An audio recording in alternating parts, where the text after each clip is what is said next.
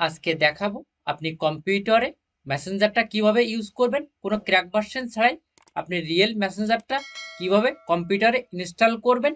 চ্যানেলে নতুন হয়ে থাকলে প্লিজ লাইক কমেন্ট শেয়ার এবং সাবস্ক্রাইব করবেন। ফেসবুক হলে প্লিজ ফলো এবং শেয়ার করবেন। এখানে সার্চ বারে আপনি মাইক্রোসফট স্টোর লিখে আপনি সার্চ করবেন।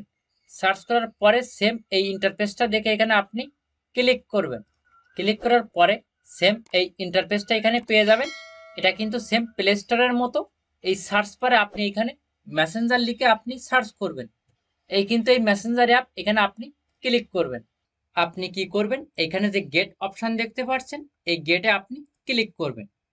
ক্লিক করার পর এখানে কিন্তু স্টার্ট ডাউনলোডটা চালু হয়ে গেছে। এখানে 100% হলে আপনার মেসেঞ্জারটা এখান থেকে আপনার কম্পিউটারে ইনস্টল হয়ে যাবে। তারপর আপনি কি করবেন, এই ওপেন অপশন দেখতে পাচ্ছেন, এই ওপেন অপশনে ক্লিক করে আপনার আইডিটা এখানে আপনি লগ ইন করে নেবেন। প্লিজ সাবস্ক্রাইব দিয়ে সাথে থাকুন।